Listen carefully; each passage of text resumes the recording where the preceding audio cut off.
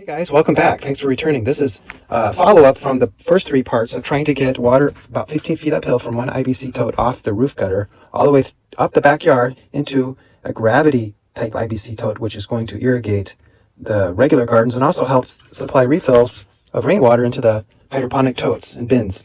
Remember, we used this little pump to push water all the way through 150 feet of this kind of tubing. We used a solar panel to drive the whole thing, to drive the pump. And it was successful. Remember, it was trickling in. Go back and watch part 3 of that video, see it trickling in. I'll do a little recap here before we start the video. But this video is going to focus on a little stronger pump to see if we can get it to go into a 1/2-inch line or actually regular old garden tubing. Don't forget to return after this video because I expect there'll be at least one more video on this red pump as we try to hook it up to a different type of power source.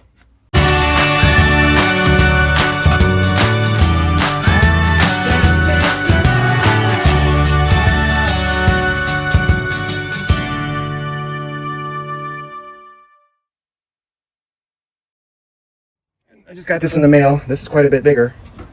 It's a 12 volt, 20 watt pump. Remember that panel there is only putting out 10, so I did order a 25 watt panel. That's coming.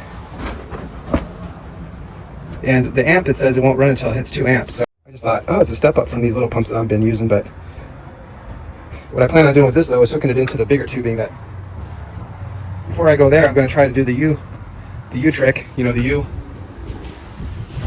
It's the water scale type setup, and if that works, I'll take it apart up at that splice up there, and I'll just try to go right off the pump itself, or right out like I'm doing this green tubing right from the top, so I don't have this nonsense going all the way up my house.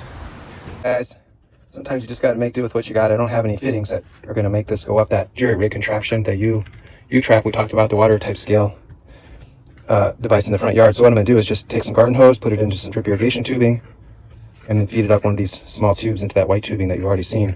And then we'll connect the rest of that to that white tubing contraption in the front yard. Like I said, these pumps come with their own little cord here that have that adapter that hooks into a little 12 volt transformer there.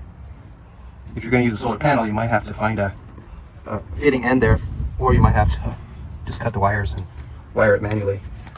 But let's start our experiment with the 12 volts, since that's what the pump is supposed to be rated at. And the panels always put out 16 to 18, right? So we don't want to ruin our pump without even trying it in the proper mode. Alright guys, I got this connected now and the pump in the water. And again, we're going to try our lift system here and give it a go. So let's try it out. Drop that in a little deeper. Come down the ladder here. Find the end of the cord.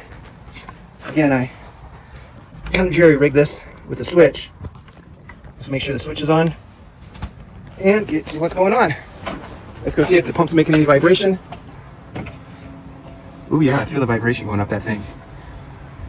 It's down there, it's way down there. Can you see it down there? It's kind of next to that other pump, but it's working. I bet you it's gonna fill up this tube real quick. Much stronger than those little 5 watt pumps. All right, let's take the big tube up and see what happens. It's kind of exciting. Go all the way up along this fence. Back behind the wood pile. Again, around the fence, through that thicker tubing, up through the garden tubing that's hooked up behind the fence. You've been on this walk many times, got your 10,000 steps with me. Around here, up here, and nothing yet, but let's give it a few minutes to get up here. Still nothing, huh? What's going on, man? I'm trying to figure out why is this bigger pump not working. I think it's because it's at a 90-degree angle there. See, when it comes out, that's not good. If I would have made it directly straight up, it probably would have worked better. So what I'm going to do is unhook it. I'm not going to go with this jerry rig anyway. Long term, I'm just going to take this big tube down, shove it right into that pump. Alright guys, the saga continues. Now I've got it hooked up to this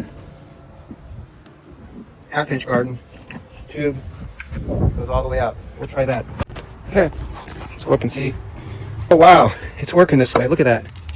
Let's see if I can get this up here now. Oh man, that's so much better, guys. Woo! Wow, that's going to fill that up real quick. So forget the U-trap, guys.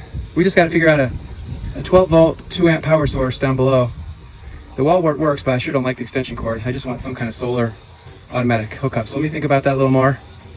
But man, I love it. Look at that flow rate on that. That's much better than these little pumps. So it does pay to upgrade, even if you have to pay $9 or $10 for a little bit bigger pump. I was about to give up on this 12 volt thinking I might have to go to 24 volt. But 12 volt works. It's going to feed this tank, and I don't need to use this really tiny stuff. I've got the big garden hose. This is really, really good. And you can just see that pouring in. So after so many different trials, I think I got something figured out. I just got to figure out a better power source. And the head pressure is a little bit higher just because it's out of the tank. But it's moving along there. Let's see. We don't want a cyclone effect. We want to keep it above the...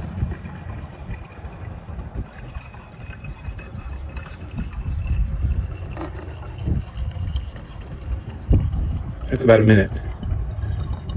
Almost a minute here. Right about there. So about a minute for a gallon. Maybe just a minute and 10 seconds, somewhere in that range. But that's pretty good, huh? I'm gonna go with a minute just because I had a little bit higher than the head pressure was here.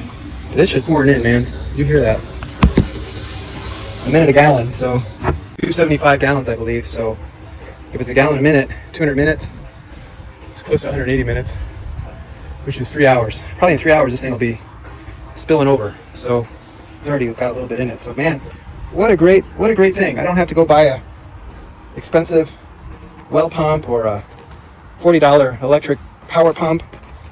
I just got this little guy for $9 on Amazon, and I already had the 12 volt power supply from some other device that broke down. I say those, they're not very expensive, you can buy them, but I'm going to look into solar. I'm not sure if I want to go right away to the 18 volts. I'll have to think about this a little more. Alright guys, this thing is just working so well. I got it on a piece of twine. I can just send it down deeper, no problem, you know, but just pull this up and send it down deeper, no problem. But the main thing is, I'm going to retire this. It was fun, and it could drip. I think if I had a little bigger panel, if I had it down at 12 volts, I would have been a lot more confident it would last forever. But at 18 volts, 16 volts, I'm not sure it's going to last forever, so I'm just going to save it for my Venturi valves and the bins. They work so well that way in series, using about 9 volts each. Those will probably last forever that way. There's hardly any stress on the motor. I love these things, but trying to push it up this whole thing was really tough, and even brute forcing it just directly up the green tubing was very tough. It did work transiently, but this is such a better pump, this red one.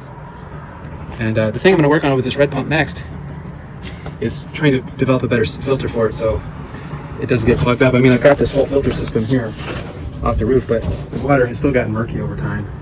And if I can pull it out the top like this, I can still use my drip irrigation somehow down here as well. Kind of do the side yard here. Try to get some aspen trees growing. So lots of possibilities. Just wanted to show you how wonderful it is to have something working finally, and be able to collect some rainwater off this big roof here, which is a lot bigger than the shed roof, and be able to transfer it right up there so I can get gravity and use drip irrigation. Yeah, we're halfway full now after about an hour on this side too. So I'm just going to make sure, set my phone for about an hour so I don't overflow it, to remind me to check it again. It seems like the gallon a minute rule kind of holds. Alright guys, let's get back over here and see where we're at. Ooh. She's almost full now.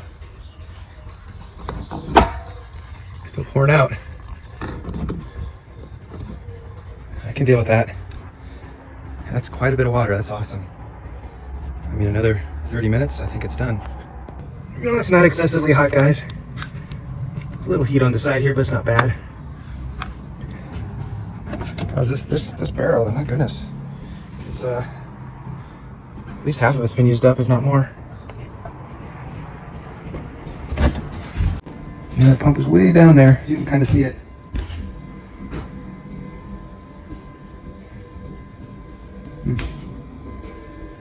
You can see the reflection. There it is. It's still down there. Good foot or so. I'll give it another 30 minutes or so, but I think you get the idea, guys. This big contraption's coming down. Thank goodness. It was a nice idea, but this is so much better. Now we just got to figure out how we're going to power it without the brick. We don't want power bricks and extension cords necessarily, but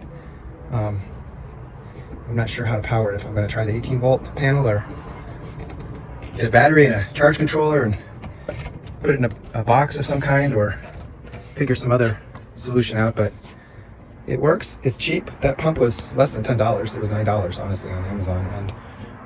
And I'll put a link below so you can check it out if you want.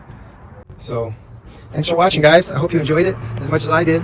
And I'm looking forward to seeing you soon. So thanks again for tuning in, and have a great night.